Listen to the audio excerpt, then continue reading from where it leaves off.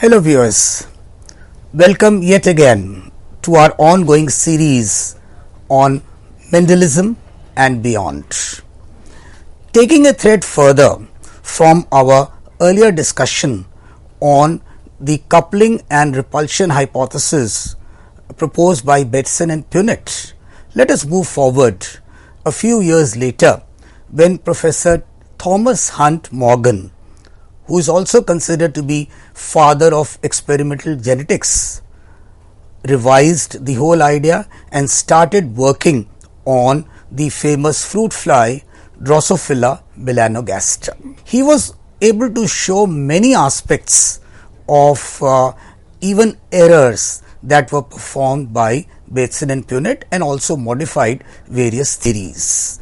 He was actually able to show that the eye color gene was physically situated on the X chromosomes. So that means in a way he was the pioneer for the linkage inheritance studies.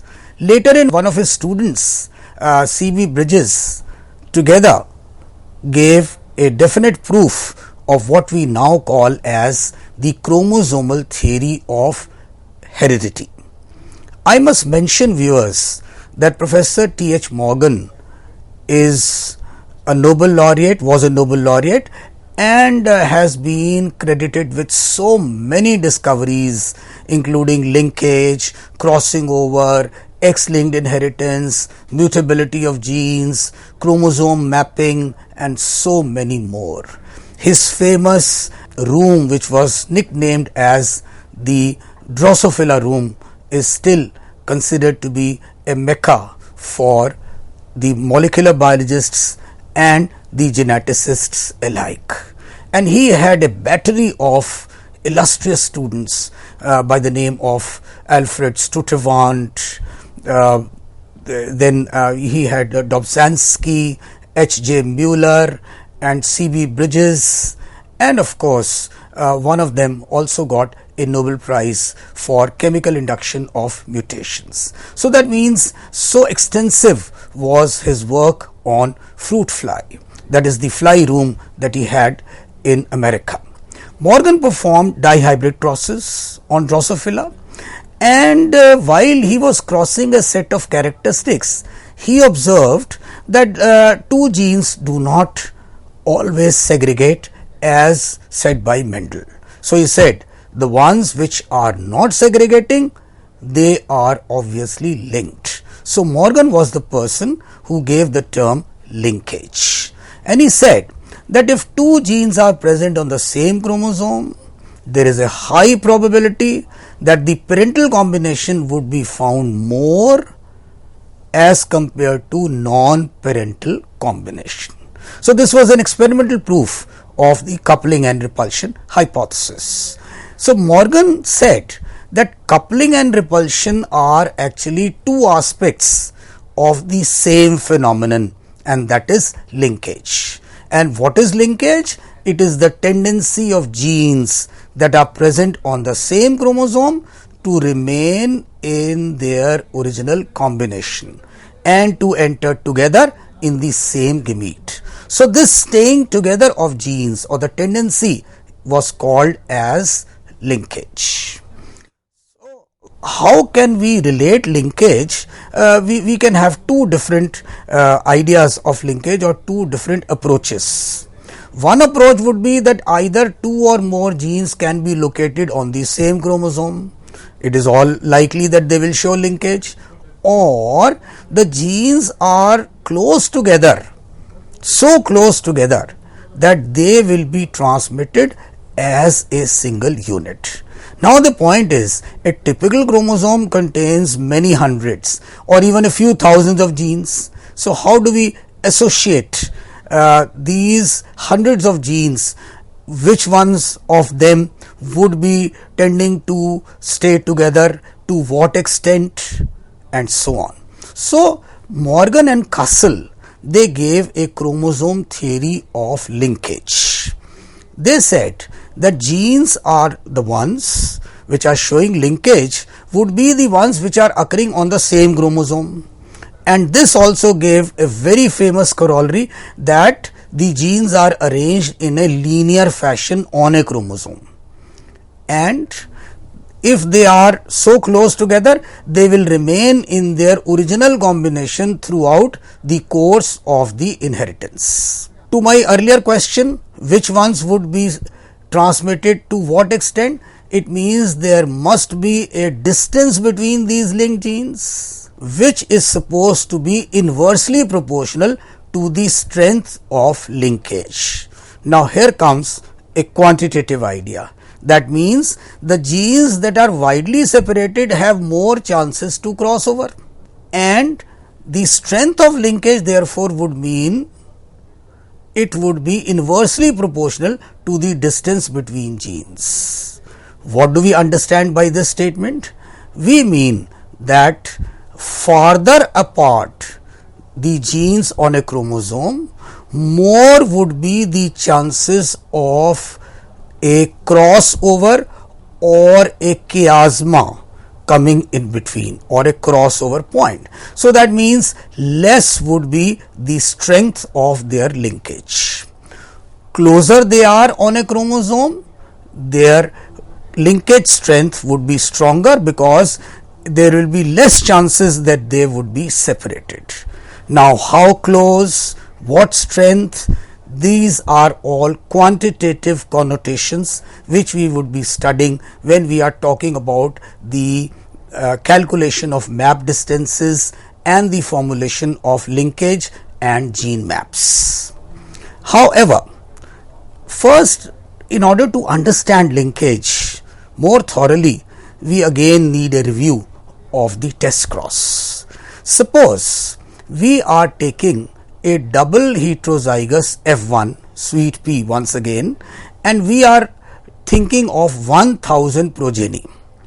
Out of these 1000 progeny, 920 will resemble the parents, either of the parents, and 80 are resembling recombinants. So, looking at screens once again, we have picked up a thread from the old photograph of R and L being together, and small n and small l again being together as the parents of red long and white short respectively. We find in F2 that we have out of 1000 progeny, 920 being parental and 80 only being recombinants, which would mean, what is the frequency of recombinants? It is only 80 by 1000, which means it is 8%, or absolute value 0.08.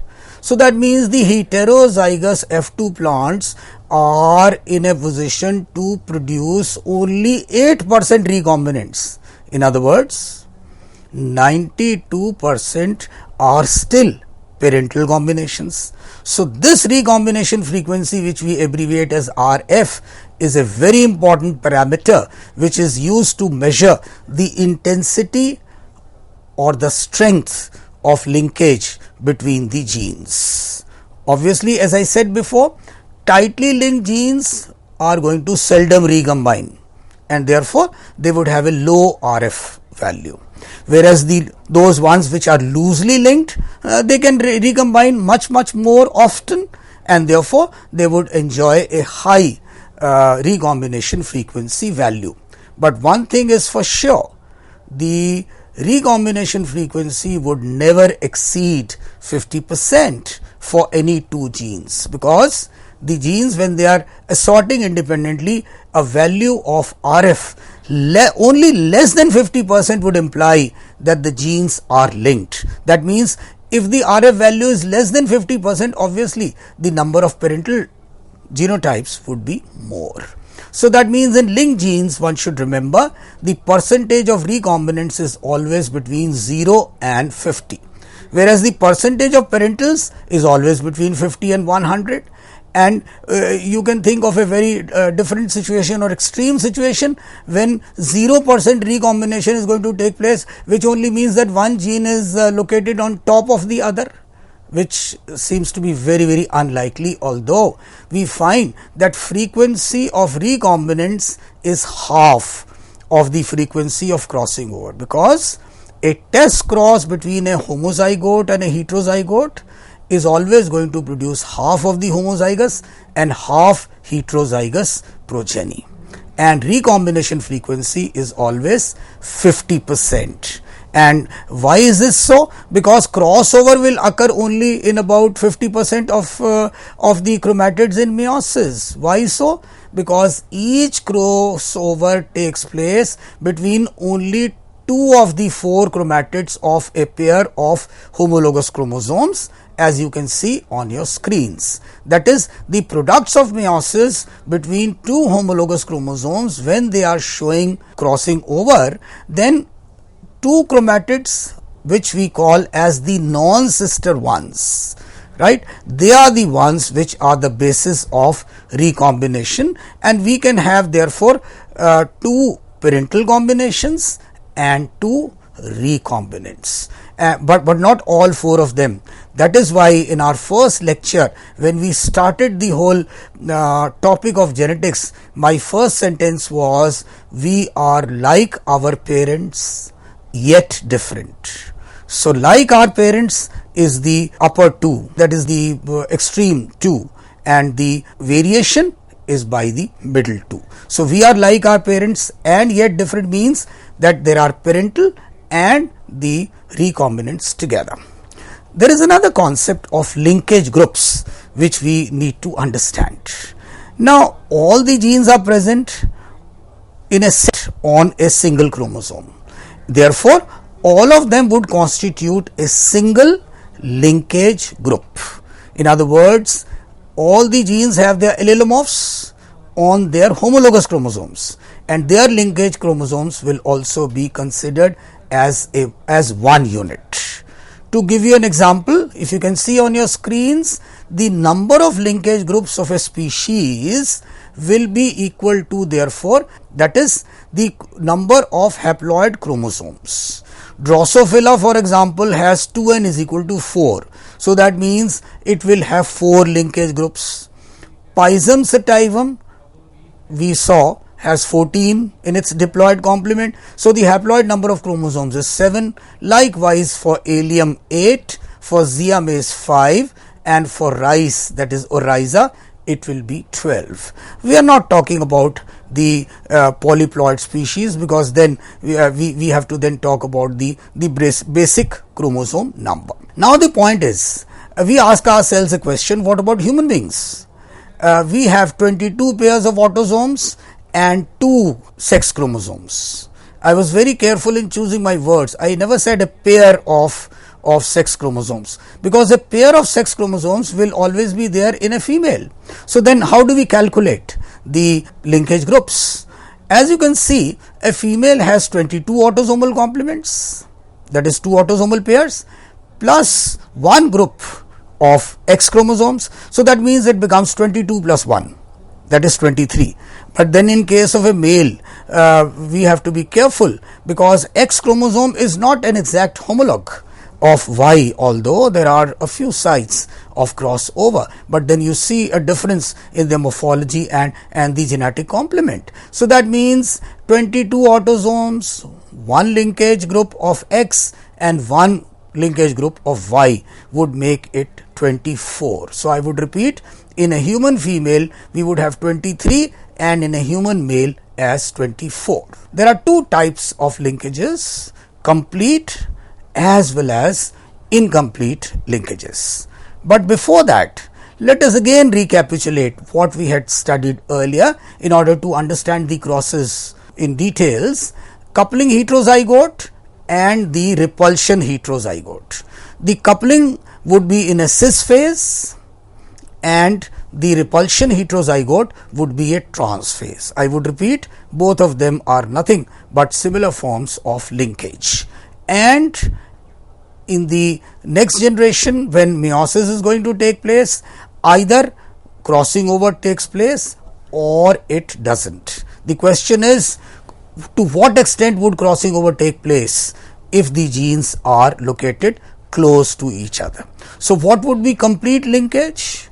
Complete linkage would be a phenomenon where you would find that there are only parental combinations, and they go on and on into the next generation for 2 or even more generations in a continuous and in a regular fashion. So that means the genes are so closely associated with each other on a chromosome, they are located so close to each other on a chromosome that they are tending to get transmitted together. There are very few examples of complete linkage. One is of course in male Drosophila, that is the 4th chromosome of male Drosophila, and surprisingly in the female silkworm Bombax murray, and there are some other heterogametic animals. So that means on your screens you can find that in this case there are no crossover gametes at all, and these gametes are in their genetic constitution just like their parents. So what we would find, this is only a depiction of finding out that in such a case we would have no crossover gametes at all. Morgan's classical experiments on Drosophila took into account so many different characters which could show complete linkage, and only the parental combinations were got when the F1 heterozygotes were test cross, and the test cross of course was with double recessive females. So many characters Morgan studied, which included the shape of the wings and the nature of the wings, the color of the body, the color of the eye, and also whether the wings were vestigial or whether they were long. However, we like to take one example which illustrates our contention, and that was a cross between red eyes and heavy veins versus brown eyes and thin veins. As you can see on your screens, the red eyes are denoted with plus, and the heavy veins do not have a plus, whereas the thin veins have a plus, which means in the genetic connotation we are talking about the dominants and the recessive ones. Now, when the gametes are formed, then you are having the constitution of BW plus and HV, and in the gamete formation all the progeny are red eyes and thin veined, which means red eyes is a dominant character, so is thin veins. Now this particular F1 progeny needs to be test crossed. When it is test crossed with the parent, the female parent with brown eyes and heavy veins, then you would find that in the next generation the ratio is 1:2:1, which is not surprising, and in the sense that there is no activity at all as far as the recombination is concerned, and therefore we assume that this is a case of complete linkage. Had the genes been incompletely linked, or they would have been present on different chromosomes, you would have had only 4 phenotypes instead of 2. So that means the test cross is a very vital assay test to talk or to interpret the type of linkage and the extent of linkage. However, we are talking about incomplete linkage now, because we find that meiosis is also a reality, and life or the species, no doubt they will like to preserve themselves by not having too much of variations, but then again variations are important, because variations are the basis for evolution, and unless genetic recombination takes place, how would the new species emerge? So that means incomplete linkage would mean that the linked genes would not always stay together, and the exchange of segments of varying length with one another during meiotic prophase is a reality, but then to what extent do we find is a different issue. On your screens you would find that we are having 2 recombinants between A and B, that is capital and the small ones, and you would notice that the crossing over is taking place only between non-sister chromatids. And as I said earlier, that all the 4 chromatids, if they engage themselves in recombination, then it would be utter chaos in evolution. So we would find that exchange of chromosomal segments, as we know, is called as crossing over, and we would have a detailed discussion how Jensen's discovered crossing over and what are the implications. But the point here which is relevant is that if the linked genes, they are located widely, that is at a distance from each other, then there are more chances of their separation by crossing over, and in this case they would be called as incompletely linked genes. On your screens, if you see a depiction of the linked and the unlinked genes, maybe this makes our mind a bit more clear as far as what are the linked genes and how are they going together. A, B and C are said to be linked genes, but then if you look carefully, B and C are very close to each other. So the chances of B and C being inherited together are good, and the chances therefore of their separation are quite less. The chances of separation of A and C are quite high because they are so closely located, they are remotely located. And if you compare A and D, they are of course way apart and they are absolutely unlinked. So Morgan performed so many crosses, as I said before, between the different characters of Drosophila, and he found that the extent of variations was different in different cases. Say it could be, say for example, 46% of parental ones and 3% of recombinants in case of crossing over. So this was again a case of incomplete linkage. I would like to illustrate one example in plants also as far as the incomplete linkage is concerned, because Crichton and Barbara McClintock have done a lot of extensive work on this aspect in Zea mays. Now if you see on your screens two parents which are having colored and full characters as far as the plant is concerned in their seeds, we would find that in case of now meiosis, we have two types of gametes. They are non-crossovers and the crossovers. So again there are two situations. If they are non-crossovers, they would be like their parents. If they are crossovers, then they will be recombination. So in this case we find that the capital C, capital S and small c, small s non-conformers in this case, or non-crossovers, they constitute a very high percentage, say 96.4%, and the remaining is of the crossovers. So that means most of the parental combinations tend to stay together. There is linkage, but then it is not absolute, so it is incomplete. To look at the results, the colored full are 96.4% of the total parental ones, right?